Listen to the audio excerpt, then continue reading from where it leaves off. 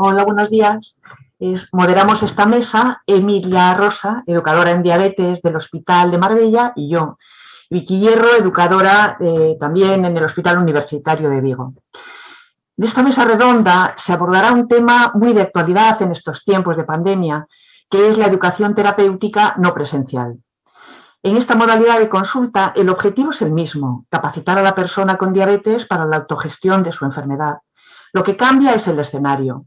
Un escenario nuevo, tanto para los pacientes como para todo el equipo terapéutico que lo acompaña, pero que ha venido para quedarse este sistema de consulta telemática. Son herramientas novedosas que todos hemos de aprender y conocer mejor, y que además estén siempre dentro del marco legal. Hola, buenos días. Al finalizar las ponencias se abrirá el turno de preguntas. Se responderán por orden de entrada al chat que tendréis disponible durante toda la sesión. El tiempo es limitado, solamente dispondremos de 5 o 6 minutos para responder las preguntas, pero intentaremos ser lo más ágiles posible. Y ya seguidamente vamos a dar lugar a la primera ponencia, que lleva por título Competencias requeridas para impartir actividades de teleasistencia y cómo adquirirlas. El ponente va a ser José María Cepeda Díez, enfermero de la Gerencia de Emergencia Sanitaria del 112 de Castilla y León, coordinador de la Unidad de Soporte Vital Avanzado, máster en Tecnologías de la Información y la Comunicación en Educación por la UOC, creador del proyecto de Salud Conectada y autor de varios libros relacionados con la salud digital, también consultor, docente e investigador en el uso de Internet y las nuevas tecnologías aplicadas a la salud. Y dicho esto, adelante con la presentación. Hola a todos y bienvenidos, y bueno, pues agradecer en primer lugar vuestra presencia y por supuesto también a la Sociedad Española de Diabetes pues por la invitación a participar en esta mesa en la que bueno, vamos a intentar perfilar cuáles son las competencias que necesitamos pues para impartir esas actividades de teleasistencia, de educación terapéutica, tanto por la parte de profesionales como por la parte de pacientes y ciudadanos, ¿no? Bien, bueno, en primer lugar, pues sí, declaro conflicto de interés porque, bueno, pues dirijo un máster de salud digital en el que hablamos de todas estas cosas, competencias digitales, y bueno, pues participo también como consultor y director de proyectos en una empresa también relacionada con la formación y las tecnologías, ¿no? Bueno, ¿y por qué ahora? ¿Por qué en este momento hablamos de estos temas, hablamos de competencias digitales, de educación terapéutica no presencial, ¿no? Pues por supuesto está claro que estamos dentro de una transformación digital. Me gusta mucho esta diapositiva porque explica muy bien cómo es esa progresión, ese cambio, esa aceleración en la innovación, en el número de innovaciones por unidad de tiempo, y si os fijáis, pues es cada vez más exponencial, es decir, cada vez tenemos más tecnología con nosotros, cada vez se producen nuevos desarrollos y nuestra capacidad de adaptación, como veis, pues sigue siendo lineal, con lo cual, pues bueno, tenemos que desarrollar unas competencias que nos permitan pues adaptarnos mejor a estos cambios, ¿no? Y es que la COVID-19 ha expuesto básicamente nuestras carencias, porque pensábamos que estábamos preparados para, bueno, pues para lidiar para este cambio digital, y resulta que, bueno, pues que realmente no lo estábamos tanto, ¿no? Seguramente hemos echado de menos pues, una mayor información, una mayor formación en el uso de estas herramientas, un mejor uso de los datos, ese despliegue de telesalud, ¿no? Que realmente pues, no ha sido tan óptimo como debería haber sido, y el uso de, bueno, pues de tecnologías de salud móvil que también nos podrían haber ayudado bastante, ¿no? Realmente la telesalud, la teleconsulta era esto, era porque ya llevamos muchos años, ¿verdad?, hablando de telesalud, y bueno, pues básicamente lo que hemos hecho en este tiempo es sustituir nuestras consultas presenciales con lo que es la consulta telefónica en este caso, ¿no? Con lo cual, pues bueno, digamos que hemos digitalizado un poco de aquella manera y que realmente esto no es salud digital, no es telesalud. Porque el cambio digital implica un cambio diferente, ¿no? Implica hacer las cosas de una manera distinta. Es verdad que la tecnología nos ha acercado en muchos aspectos, ha mejorado mucho nuestra comunicación, nuestra forma de acceder a la información y, por supuesto, está cambiando la forma en la que los profesionales, los pacientes, los ciudadanos, pues nos acercamos a mejorar nuestra salud, ¿no? Pero realmente, pues, no era esto. Y, por supuesto, hablamos de estrategia, ¿no? Porque cuando hace poco decía Rafael Bengoa en una entrevista que tenemos un vacío estratégico en sanidad, es decir, no sabemos realmente dónde vamos y si no tenemos estrategia, pues corremos el riesgo de digitalizar por digitalizar, es decir, la tecnología debe servir a la estrategia y no al revés. Y esto es muy importante tenerlo en cuenta porque si no vamos a digitalizar de forma errónea. Con lo cual, primero siempre tiene que venir un plan, tiene que venir una estrategia, a dónde queremos llegar, cómo queremos que sea, en este caso, nuestra educación terapéutica, y a partir de ahí vamos a ver qué tecnologías, qué herramientas pues, nos pueden ayudar a conseguirlo.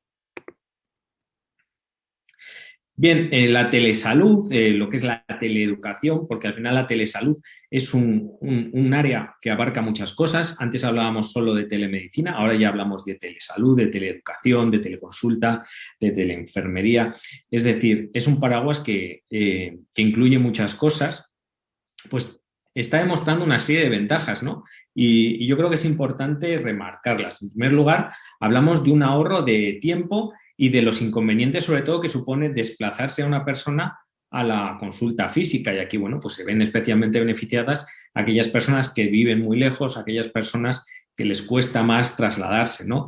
En cuanto al ahorro de costes, tampoco está más claro, porque sí que es verdad que, por un lado, podemos ahorrar costes, pero por otro lado, podemos aumentar el número de puntos de contacto con el paciente, con lo cual, bueno, pues a veces no es tan barato, pero sí que supone pues una mejora en la forma en la que hacemos las cosas. Por supuesto, la accesibilidad, ¿no? Porque permite la posibilidad de que la gente pueda acceder de una forma mejor a la atención sanitaria en el momento en que la necesite. Si hablamos de ventajas, también hablamos de un menor número de consultas perdidas, es decir, evita muchas consultas presenciales y, bueno, pues favorece que los pacientes sigan acudiendo a nuestras consultas y que esas consultas sean las que realmente se puedan hacer por esta vía, ¿no? Y permite un mayor seguimiento, ¿no? Ya he dicho antes, bueno, pues que aumenta el número de puntos de contacto, es una consulta más accesible, pues al final pues conseguimos hacer un mejor seguimiento de los pacientes. Y bueno, pues en principio tiene una elevada satisfacción tanto por los pacientes como por los profesionales que la utilizan. Pero también tiene una cara B, porque toda tecnología pues tiene su lado positivo y su lado no tan positivo, su lado negativo. Y el primer lugar es la ley de cuidados inversos que también se aplica, es decir, podemos aplicar estas tecnologías a las personas que realmente menos lo necesiten, ¿no? Y podemos ver que puede que se vean excluidos ciertos tipos de pacientes que quizás serían los que más se beneficiaran de nuestra atención, de nuestra educación terapéutica a través de estas tecnologías. Por supuesto, no sustituye a otro tipo de consultas, porque todos sabemos que en muchas ocasiones tenemos que ver al paciente de forma presencial, lo hemos visto ahora, ¿verdad? Y muchos pacientes nos lo están demandando, que quieren volver a la parte presencial, pues porque tiene ese valor tan importante y ese valor propio y valor terapéutico en sí mismo que tiene bueno, pues el contacto presencial. Además, requiere pues, de uso de tecnologías específicas. No tanto en el caso de la llamada telefónica, pero sí en el caso de otras herramientas ya más avanzadas como puede ser pues, una videoconsulta. Por supuesto, precisa de habilidades no técnicas que vamos a ver un poquito después, relacionadas pues, con la comunicación, habilidades socioemocionales, que son distintas a las que aplicamos en las consultas presenciales. Y bueno, pues tenemos que tenerlas también en cuenta. Y también hay que tener en cuenta pues, que hay un rechazo tanto de pacientes como de algunos profesionales pues, a esta adaptación, ¿no? Toda adaptación pues, supone una aceptación por parte de pacientes y profesionales y en ocasiones no está tan clara. Bien, a nivel de organizaciones, pues desde distintas entidades mundiales pues está promoviendo ya y se recomienda pues la incorporación. La OMS ya dijo que había que incorporar a las organizaciones, a las políticas sanitarias, pues distintas estrategias e infraestructuras de salud digital. Es decir, estamos ya haciendo hincapié De forma muy concreta, incluso la Comisión Europea habla ya de impulsar competencias clave para favorecer la educación de los pacientes y para favorecer esa asistencia sanitaria.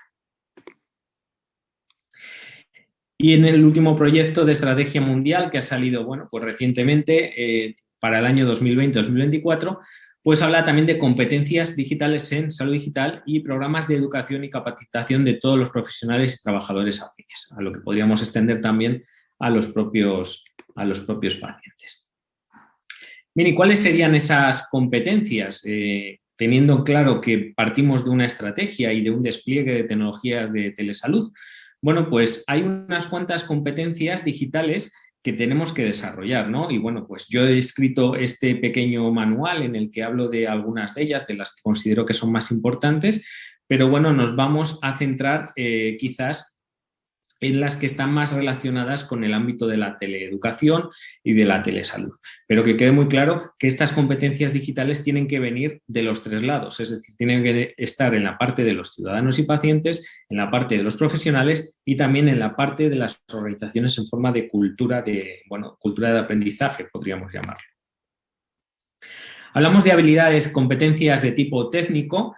Pues aquí estarían todas las habilidades prácticas en el uso de informática, manejo adecuado de plataformas de videoconsulta y distintas habilidades clínicas y educativas, ¿no? que ya tenemos los profesionales y tenemos que desarrollar. Por supuesto, la formación en el uso de las distintas plataformas que utilicemos, ver qué tipo de plataformas usamos y utilizarlas con garantías de seguridad, es decir, tenemos que conseguir mantener esa confidencialidad, esa protección y esa gestión adecuada de los datos de los pacientes, ya que son datos de especial relevancia. Y además, pues requiere que estas herramientas que utilicemos se integren en nuestra práctica clínica, en nuestra consulta diaria. No sirve de nada integrar nuevas tecnologías que no estén adaptadas a nuestro flujo de trabajo. Y, por supuesto, pues las competencias en el abordaje terapéutico de los pacientes, es decir, el nivel de abordaje tiene que ser coherente con el tipo de asistencia, es decir, aquí entraría toda esa parte de uso de dispositivos por parte del paciente, por ejemplo, pues en el caso de personas con diabetes, pues sensores, medidores de glucemia, bombas de insulina y el uso incluso de aplicaciones móviles para manejar su salud, ¿no? Pero, por supuesto, hablamos también de habilidades no técnicas, porque todas estas habilidades llamadas blandas, soft skills, son muy importantes a la hora de hacer esa teleeducación, de hacer esa educación terapéutica no presencial, y en este caso toman una especial relevancia, ya que van a ser diferentes estas habilidades o van a estar matizadas en cuanto a las que tenemos ya para, pues esas habilidades ya desarrolladas para nuestra consulta presencial, ¿no? Y es que, los profesionales estamos muy adecuados, estamos muy adaptados al manejo presencial, pero en esta parte digital todavía no estamos muy preparados. Aquí hablamos de comunicación verbal y no verbal, que es una competencia muy transversal, pero que en el caso de la telesalud es muy importante porque si os fijáis, y lo estamos viendo incluso en esta ponencia, en el resto de ponencias, el lenguaje paraverbal es muy importante y en una videoconsulta pues se pierden muchos matices, ¿no? Y pues tenemos que reforzarlos de alguna manera, tenemos que aprender a comunicarnos en digital y de conseguir transmitir la misma información que ya transmitimos de manera presencial. Por ejemplo, la autogestión de la voz, pues nos dicen que por vía telemática subimos nuestro volumen un 15%, ¿no? Con lo cual pues se supone ya un sobreesfuerzo que es importante pues tener en cuenta.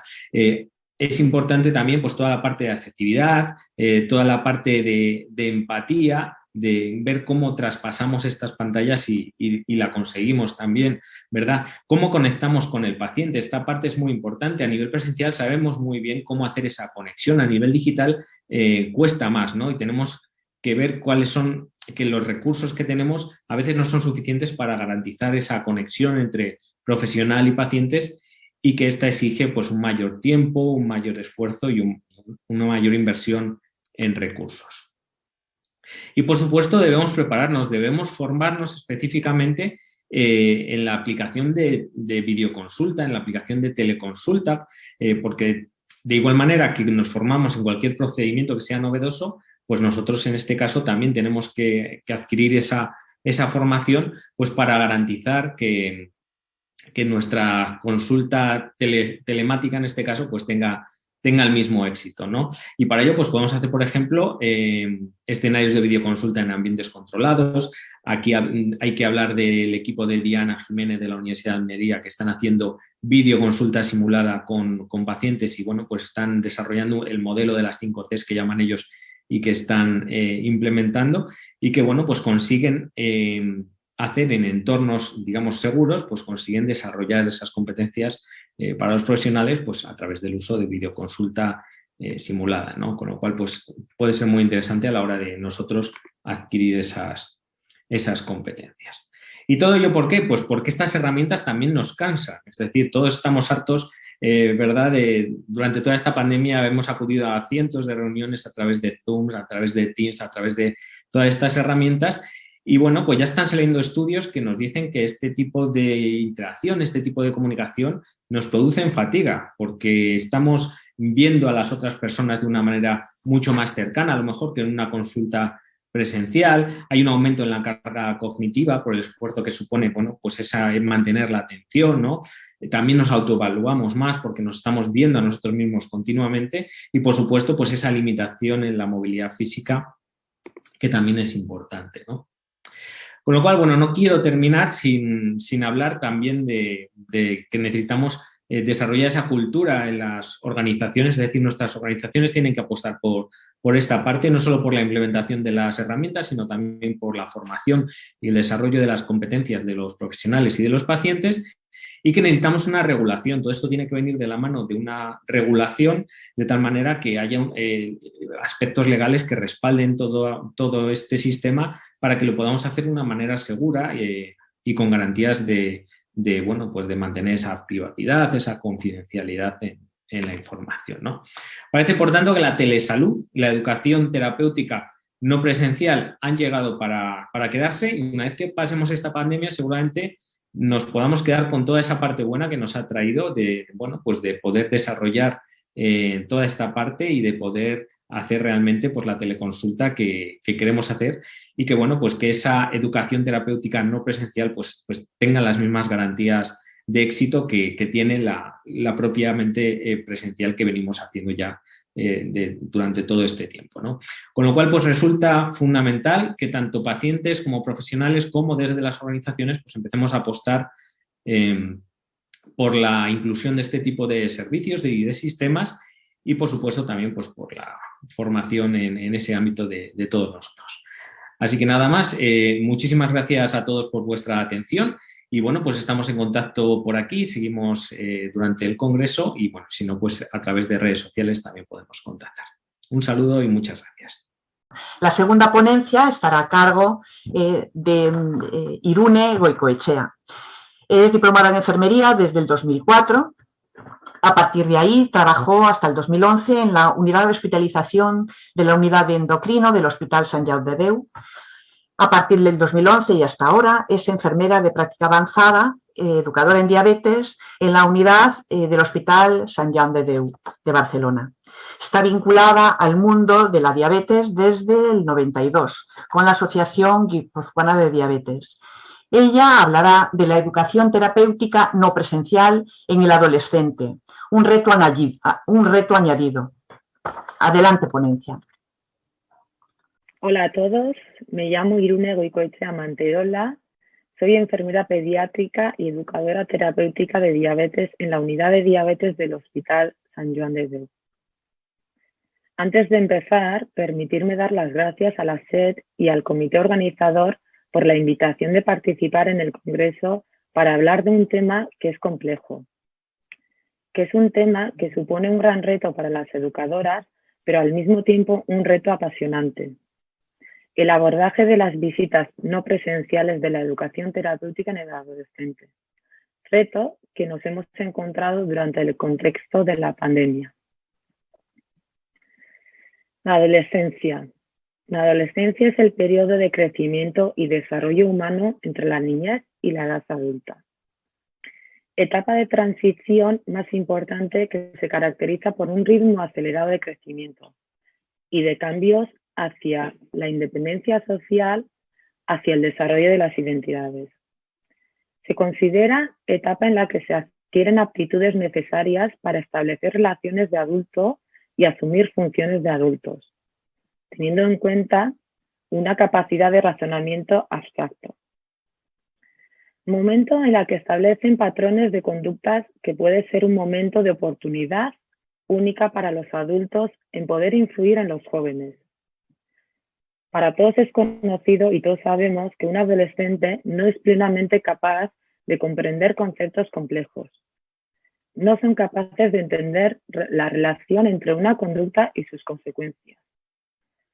No es capaz de percibir el grado de control que tiene o puede tener respecto de la toma de decisiones relacionadas con la salud. Estas incapacidades pueden hacerles particularmente vulnerables a la percepción de conductas de alto riesgo, llegando a provocar descontrol en la gestión de su diabetes. La adolescencia no es fácil. Todos sabemos que la adolescencia está relacionada con muchas dificultades. Por lo tanto, podemos decir que la adolescencia es una etapa muy difícil. Y si a esta etapa le añadimos la condición de tener diabetes, esta etapa se convierte en un periodo muy difícil y muy complicado. Y esto lo vemos todos los días en nuestras visitas. El manejo con diabetes tipo 1 es especialmente compleja durante este periodo, ya que son vulnerables y se caracteriza por cambios fisiológicos y psicológicos que pueden incrementar descompensaciones agudas. Los adolescentes omiten dosis de insulina, incluso son capaces de omitir controles glicémicos aunque lleven un sensor de glucosa, llegándose a provocar un cuadro de cetoacidosis. En esta etapa aparecen hipoglicemias graves, porque no llegan a calcular con la misma precisión la dosis de insulina, que sí lo harán más adelante en la otra etapa de la vida. También pueden empezar a aparecer las complicaciones crónicas relacionadas con aspectos biológicos. Toda esta inestabilidad emocional hace que el manejo de la diabetes sea mucho más difícil y complicada y haga que baje la adherencia al tratamiento y empeore el control metabólico. La adolescencia versus diabetes. Esta diapositiva representa el paralelismo entre la adolescencia de una persona que no tiene diabetes y la adolescencia de la persona que tiene diabetes. La adolescencia, como todos sabemos, tiene unas características y el paralelismo con la diabetes es justo lo contrario. La adolescencia implica grandes cambios físicos, psicológicos, sociales, transgresiones de las normas, mientras que la diabetes exige lo contrario, una vida ordenada, saludable y con unos límites. El adolescente pide libertad, independencia, mantiene una inconstancia. Cuando la persona que convive con la diabetes requiere un autocontrol, asumir las responsabilidades para el aprendizaje y manejo de su diabetes. La adolescencia implica una falta de madurez y con la diabetes tiene que estar posicionándose ante muchos conceptos. Tiene que tomar una actitud coherente relacionada con el manejo del azúcar. La adolescencia implica identificarte con una tribu social, pero la diabetes precisamente es un elemento que te diferencia del grupo, con lo cual al final el adolescente termina generando rechazo a la diabetes. ¿Cuántas veces nos hemos encontrado que el paciente rechace el uso del sensor? Y este rechazo es por el mero hecho de que se le ve el sensor y no quieren que se le vea nada que les haga diferente al resto de sus compañeros o de sus amigos. Os presento uno de los estudios que personalmente más me gustan. Es el trabajo del grupo Type 1 Exchange de Estados Unidos, en el que durante 2 periodos diferentes recogen datos clínicos de diabetes tipo 1 de pacientes pediátricos y adultos y hacen una comparación del valor promedio de hemoglobina glicosilada por año y edad.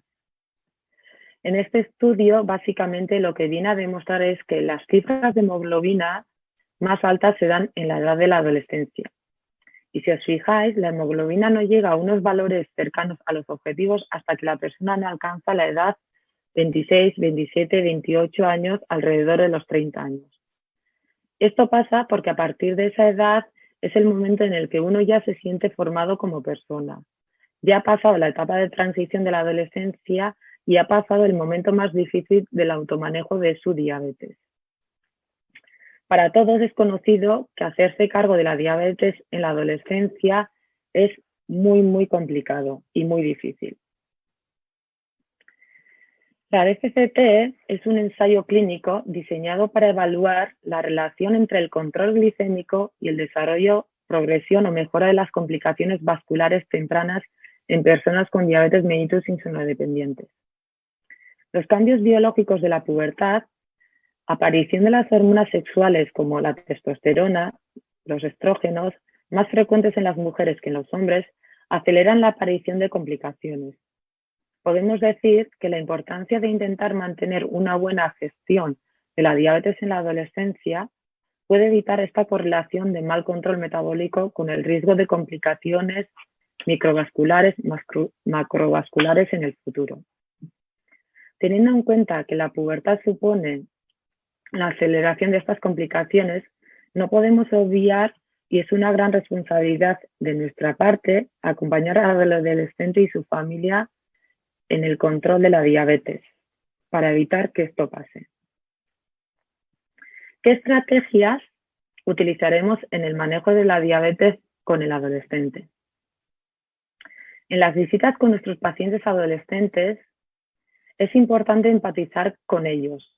Tenemos que empatizar con el adolescente, que ellos nos vean como aliados y que no nos vean como rivales. Tenemos que hacerles sentir que pueden tenernos confianza y que puedan expresar sus sentimientos, miedos y dudas sin tener miedo a nada. Adaptaremos pautas de insulina que anteriormente hemos pactado con ellos.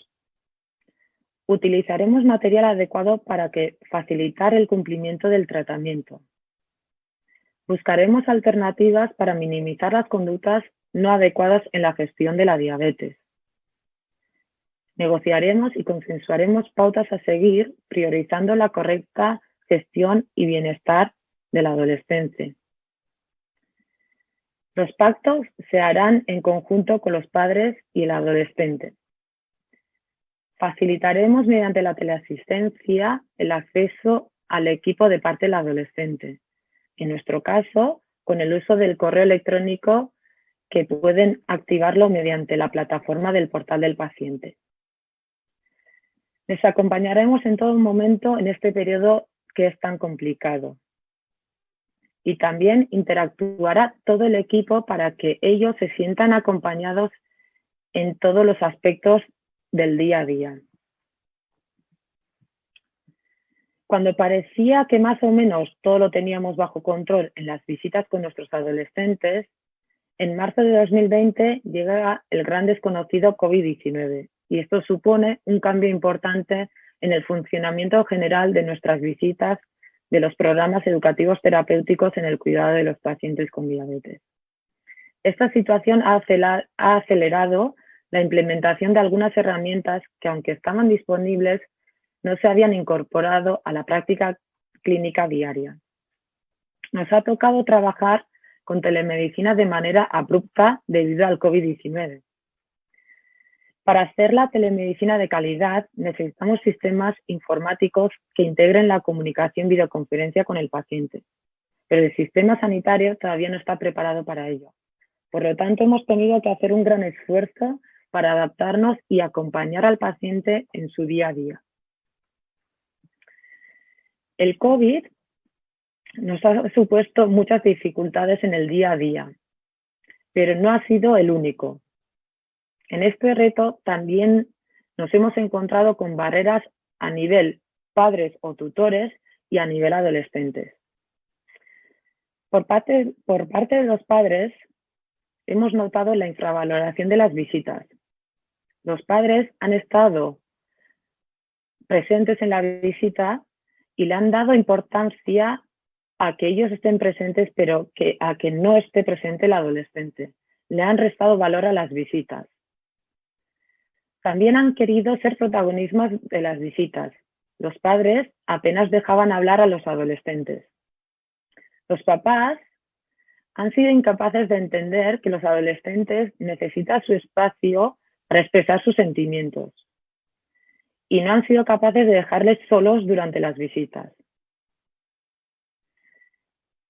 Por parte de los adolescentes, ha habido ausencia presencial en las visitas telemáticas y han priorizado las clases online a estar en nuestras visitas telemáticas.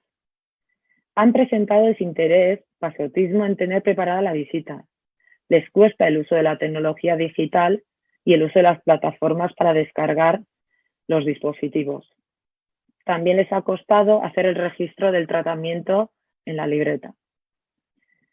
Han tenido dificultades para expresar miedos e incertidumbres, sobre todo por la presencia de los padres.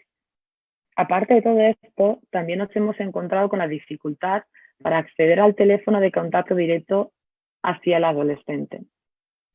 En las historias clínicas solo tenemos el contacto de los padres y ha habido momentos que los padres, por motivos laborales, no nos han podido atender al teléfono.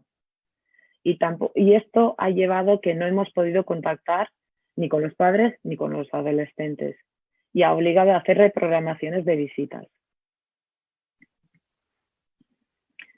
Como conclusiones, y para ir terminando con esta presentación, podemos decir que la telemedicina nos ha generado muchas incertidumbres, tanto en el profesional como en el paciente, por miedo a la posibilidad de falta de comunicación y seguimiento, provocando pérdida de confianza entre algunos adolescentes y educadores.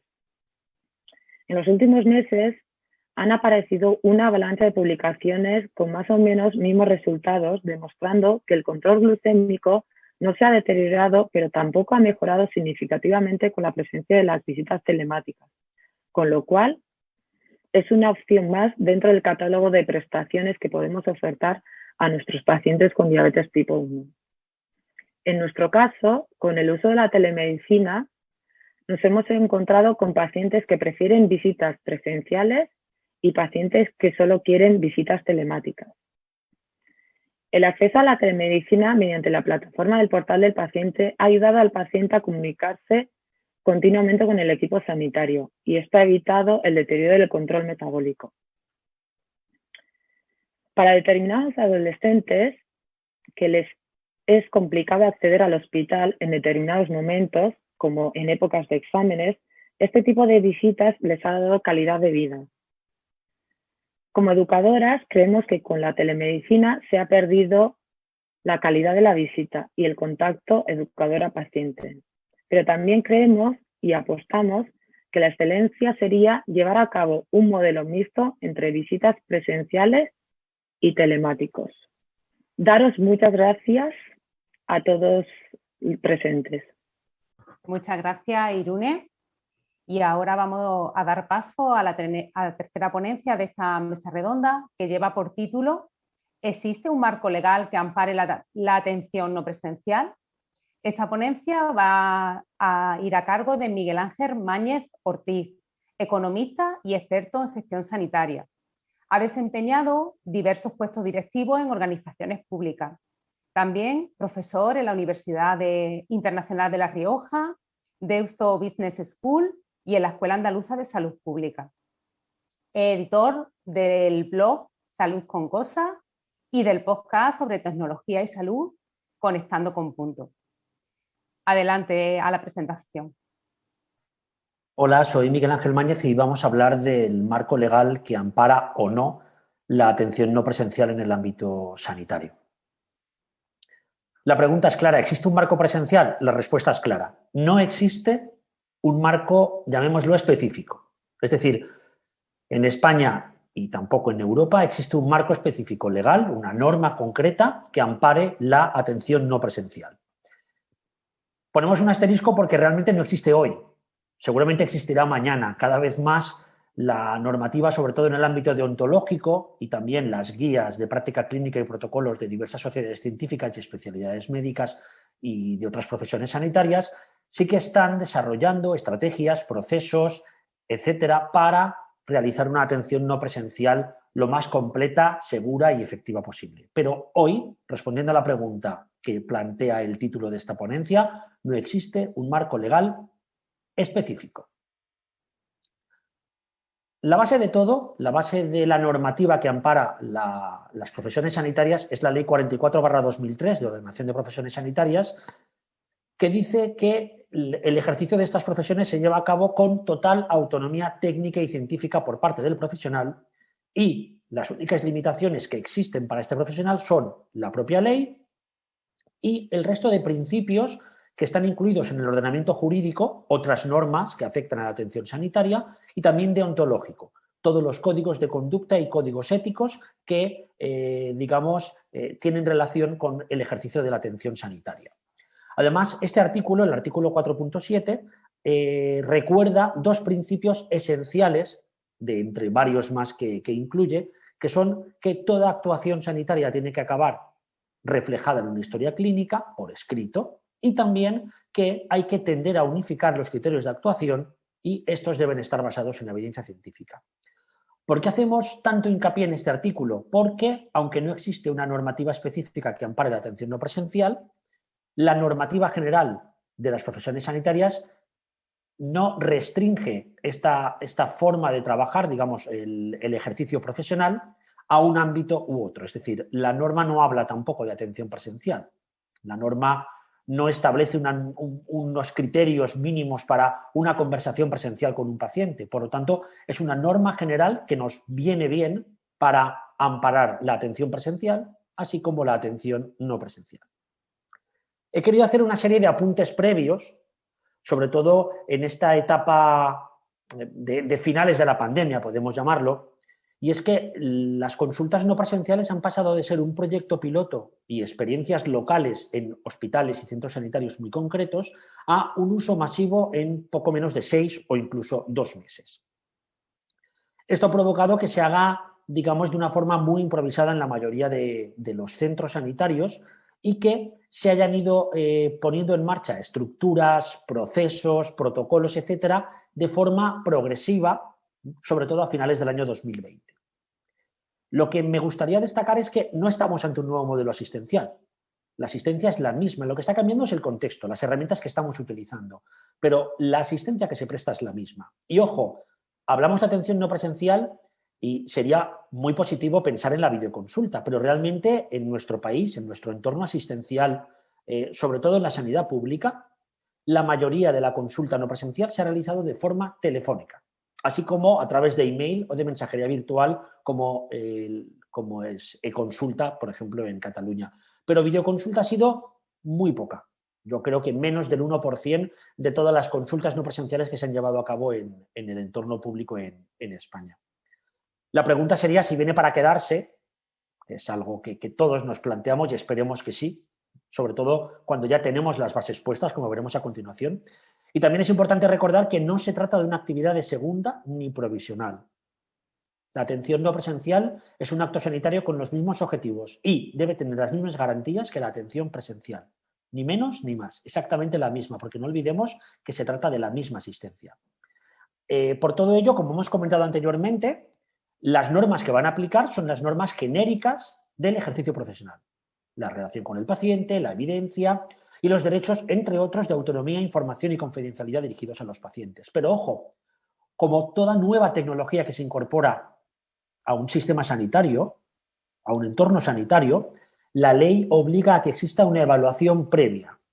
La última evaluación rigurosa de la telemedicina en España es del año 2000 o 2001, por lo tanto han pasado ya muchos años y sería interesante contar con una evaluación rigurosa en temas como la seguridad para el paciente y para el profesional, su calidad, su eficacia, la eficiencia y también la efectividad. Además, no olvidemos que en cualquier modalidad asistencial hay que elegir adecuadamente qué pacientes y qué patologías pueden recibir este servicio no presencial y en qué casos es necesario, casi imprescindible, realizar una atención presencial. Así que, aunque no hay normativa específica, la normativa general que ampara esta atención es la que ya conocemos. Ley 41/2002 de autonomía, cohesión y calidad, la de ordenación que hemos citado, incluso la Ley General de Sanidad, así como otras leyes como la Ley 34/2002 de Sociedad de la Información, la Ley Orgánica 3/2018 de Protección de Datos e incluso otras como puede ser la Ley de Desarrollo Sostenible del Medio Rural, la 45/2007, que establece en su artículo 30 que debe ponerse a disposición de los profesionales del Sistema Nacional de Salud la tecnología necesaria para ejercer la telemedicina con los pacientes, en este caso en el ámbito rural. Pero por lo menos la ley ya habla de telemedicina, que es algo que ocurre muy pocas veces en nuestro entorno y que esperemos que vaya ocurriendo de ahora en adelante con mayor, vamos, que sea más habitual, podríamos decir. En cuanto a la parte ética, no olvidemos que el Código de Deontología de la Profesión Médica del año 2011 establecía que el ejercicio clínico mediante Internet era contrario a la normativa, a las normas deontológicas. Sin embargo, el nuevo proyecto de código deontológico, así como un informe que elaboró la Organización Médica Colegial en 2020, ya establece que la e-consulta o asistencia médica no presencial es un acto médico verdadero, llaman, es decir, completo, que completa la atención no presencial y que puede aportar eficacia a la actividad asistencial de cuidados de salud pública y de vigilancia epidemiológica. Por lo tanto, ya se encuentra incorporado a la normativa deontológica en nuestro entorno. Y es algo muy importante porque no olvidemos que venimos de una época muy reciente en la cual la deontología lo prohibía, aunque muchos profesionales lo ejercían, porque realmente digamos que la tecnología adelantó a la deontología y las normas, tanto jurídicas como deontológicas, tienen que adaptarse a los tiempos y a la tecnología, digamos, más habitual en cada momento. En cuanto a la relación profesional-paciente, hay algunos elementos esenciales y es que hay que informar al paciente sobre la consulta no presencial o teleconsulta, conocer los beneficios y problemas de esas herramientas y comunicárselos al paciente y, por supuesto, establecer un modelo de consentimiento para el uso de la telemedicina o de la consulta no presencial o de la teleconsulta con el paciente. Es decir, el paciente tiene que autorizar el uso de la teleconsulta con el profesional. Además, tiene que haber una identificación que no dé lugar a errores ni a dudas previa por ambas partes, profesional y paciente, para evitar problemas. Tiene que haber, por un lado, el registro de toda la consulta en la historia electrónica y además el profesional tiene que ser capaz en cada momento de consultar la información que exista del paciente en la historia electrónica. En cuanto a precauciones, pues tenemos las clásicas, el burnout por el uso excesivo de pantallas y sobre todo la consulta telefónica, que se está analizando el nivel de estrés y de cansancio que generan los profesionales. El cambio de estrategias de comunicación, porque no es lo mismo la habilidad comunicativa con un paciente al que tienes en una cámara o que tienes por teléfono. Y también hay que tener mucho cuidado con el entorno, sin interrupciones, garantizar la confidencialidad, etc. Por ejemplo, este es el modelo de consentimiento informado que se usa por parte de los profesionales sanitarios con los pacientes que están internados en el centro penitenciario de El Dueso de Cantabria. Es un consentimiento con los riesgos y los beneficios de la telemedicina y también las garantías para el paciente. Y al final, pues, la declaración de información en este consentimiento. Es un modelo muy concreto, muy específico y muy útil que os invito a que leáis y, en su caso, pues os inspiréis para elaborar el vuestro. Cuestiones excepcionales que pueden ocurrir. Por un lado, si se está hablando con un paciente y se le propone una intervención de las que requiere un consentimiento escrito de los que dice la norma. De forma excepcional, este consentimiento se podría prestar online siempre que concurran las circunstancias que establece la ley. Identificación, exposición de los motivos, comentarios y que haya un registro en la historia clínica o incluso una grabación, siempre que sea posible. En cuanto a la grabación de la consulta, en ambos casos sería posible por parte del profesional y por parte del paciente siempre que exista consentimiento de la otra parte. ¿Vale? Habrá que plantearlo y en su caso, si lo acepta, se podría grabar la conversación. Elementos que afectan a la organización sanitaria y que también van a permitir un desarrollo dentro de lo que indican las normas para la organización sanitaria serían, por un lado, el reconocimiento que hemos comentado antes. La teleconsulta es un acto asistencial similar o idéntico a la consulta presencial. Ha de registrarse, ha de planificarse, ha de incorporarse a las agendas, etc. Evitar la ley de cuidados inversos. La teleconsulta puede generar desigualdades por dificultades de acceso. Por lo tanto, hay que tener siempre un plan B. ¿Cuál es el plan para colectivos sin acceso? Ampliar poco a poco los servicios virtuales de forma automática, recogida de partes de IT, resultados de pruebas diagnósticas, además incorporar la teleconsulta a los procesos existenciales y, como hemos comentado anteriormente, también evaluar este tipo de proyectos. En cuanto a la seguridad y protección de datos, es necesario que las aplicaciones trabajen en entornos de encriptación. Por lo tanto, hay que huir de plataformas como puedan ser WhatsApp, como pueda ser Zoom, etcétera. Deberían ser aplicaciones corporativas, aplicaciones incorporadas a la historia clínica electrónica o aplicaciones que estén, digamos, bajo el entorno corporativo de nuestra organización sanitaria. Las bases de datos, sobre todo las de la historia electrónica, tienen que tener los principios mínimos de seguridad, es decir, copias, control de accesos, cifrado, etcétera.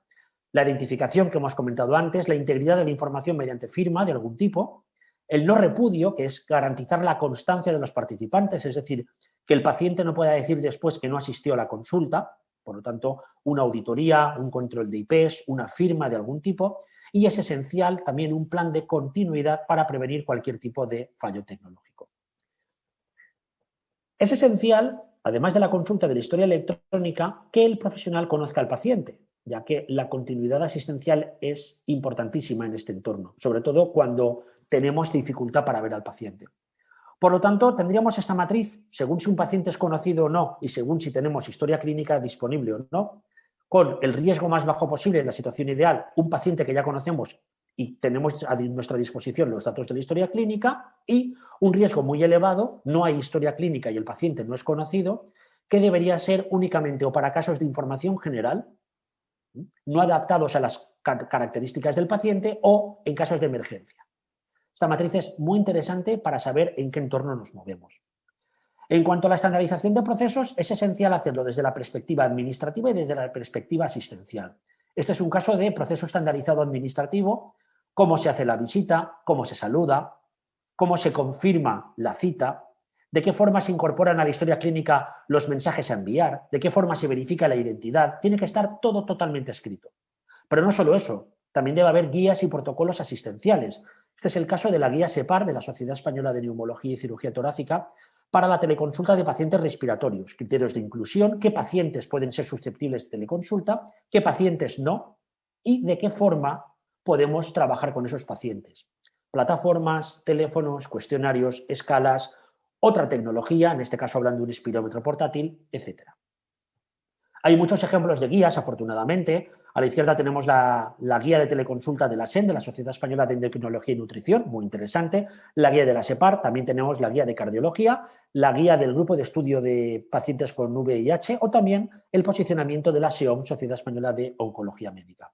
En todas se incluyen, sobre todo, segmentación de pacientes, es decir, tener y dejar muy claro en qué patologías y para qué tipo de pacientes se puede utilizar este tipo de tecnología, este tipo de consulta no presencial, y también lo que llamamos teleconsulta enriquecida, es decir, de qué forma podemos ampliar la teleconsulta para hacerla más completa. ¿Vale? Espirómetros portátiles, pulsiosímetros que la gente ya tiene en sus domicilios y un larguísimo etcétera. También aplicaciones móviles que el propio paciente tenga y que nos pueden servir para conocer algunas de las constantes más habituales. Además, hay que ir incorporando la evidencia más reciente y solvente, fiable, a nuestras guías. Por ejemplo, esto es una guía de cómo hacer un examen físico por telesalud que elaboró una aseguradora estadounidense y en la cual se van incorporando determinadas formas, utilizando una videoconsulta, de hacer un examen físico. Cada vez hay más estudios que avalan este tipo de exámenes físicos y, por lo tanto, en cuanto veamos que la evidencia es fiable y es rigurosa, se pueden ir incorporando a nuestras guías. Y finalmente, los problemas más importantes. Por un lado, la falta de comunicación no verbal, que se suple con habilidades y con formación. Los problemas de examen físico, de dificultad para hacer un examen físico. Para esto hay que elegir adecuadamente los pacientes y también utilizar protocolos basados en la evidencia. La dificultad para transmitir empatía. Esto, de nuevo, habilidades de comunicación y formación para el profesional. Los problemas técnicos, en este caso, formación de nuevo y, sobre todo, tecnología adecuada. La toma de decisiones, volvemos a los protocolos. Cuando tenemos protocolos muy claros de cómo hacer la consulta no presencial, la toma de decisiones es más fácil y además si se dispone de historia clínica electrónica, mucho mejor. Y finalmente, también podemos tener problemas de identificación con el paciente y en este caso de nuevo hay que ir a los protocolos y también a una tecnología que permita una identificación completa, por ejemplo, enviando un código previo, etc. Y con todo esto os dejo aquí mis datos en este breve panorama de la normativa legal que ampara el uso de las consultas no presenciales en el ámbito asistencial y específicamente en el ámbito de las personas con diabetes. Así que muchas gracias. Bueno, muchísimas gracias por vuestras intervenciones. La verdad, han clarificado muchísimas dudas que se nos habían planteado a la hora de trabajar con esta nueva herramienta, con la telemedicina. Recordad que tenemos 5 minutos para responder, pero tenemos también los correos electrónicos de los ponentes para que podamos enviarles las dudas o las preguntas que podamos tener.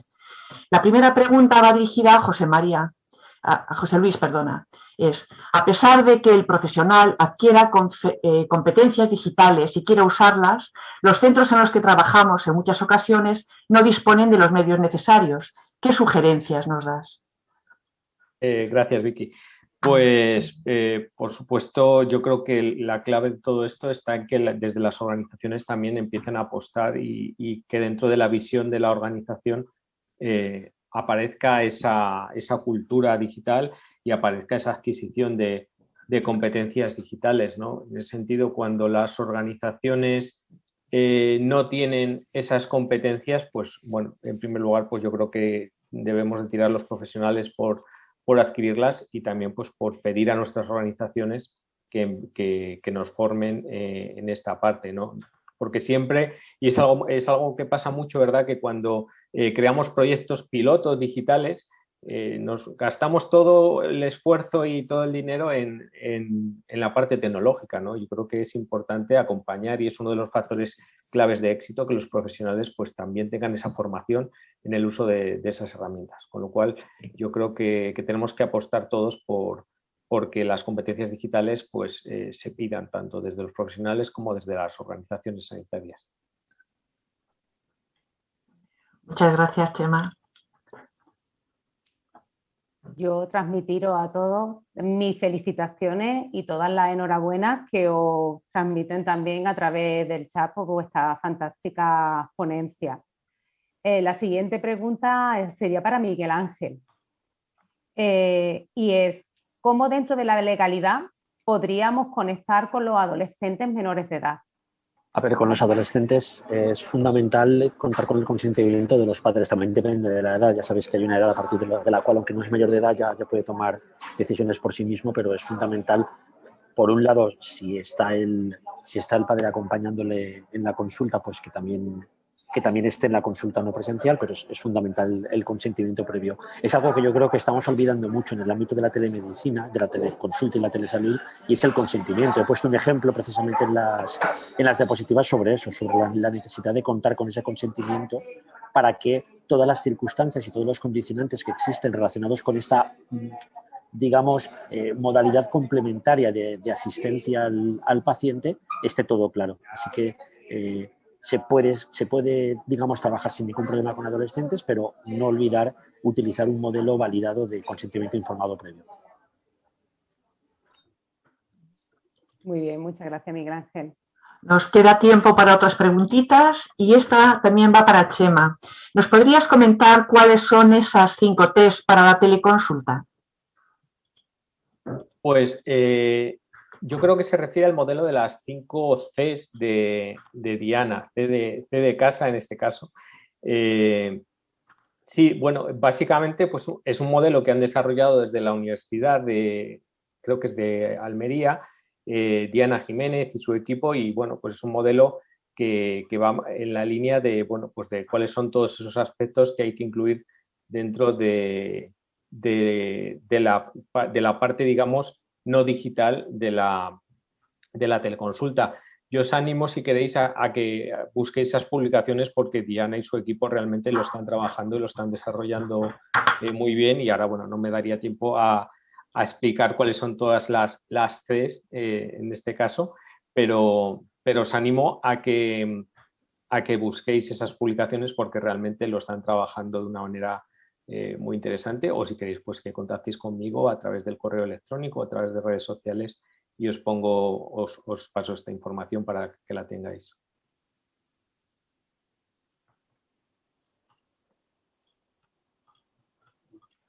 Perfecto, muy bien, José María. Yo creo que casi que no nos da tiempo a introducir ninguna pregunta más. Sí leer una reflexión que también hay por el chat, un poco en relación a la ponencia de Irune, que comentando que alguna experiencia positiva en la combinación de la teleconsulta en combinación con la presencial con los adolescentes Irune, y nos hacen como reflexión que necesitamos más estudios, ¿no?, para evidenciar los resultados en cuanto al control metabólico con los pacientes adolescentes, ¿no? Y ya después de esta reflexión, bueno, pues pasar a proceder al cierre de la mesa. Una vez más, agradeceros a los ponentes vuestras presentaciones, fantásticas, repito. Muchas gracias a la organización de la SED también por la convocatoria de esta mesa redonda. Y bueno, a los presentes en esta mesa, animaros de nuevo a contactar con los ponentes y resolver todas esas dudas que están aquí en el chat y que no le hemos podido transmitir. Muchísimas gracias por vuestra presencia. Me uno a lo que ha dicho Emi, la verdad que fue sensacional, fue un placer compartir esta mesa con vosotros y sin más también animar a que todos los asistentes se aprovechen un poquito de vuestro saber. Muchísimas gracias. Muchas gracias. Gracias. Buenos días. Gracias, Muchas gracias Vicky, a todos. Hasta luego. Hasta luego. Adiós, gracias.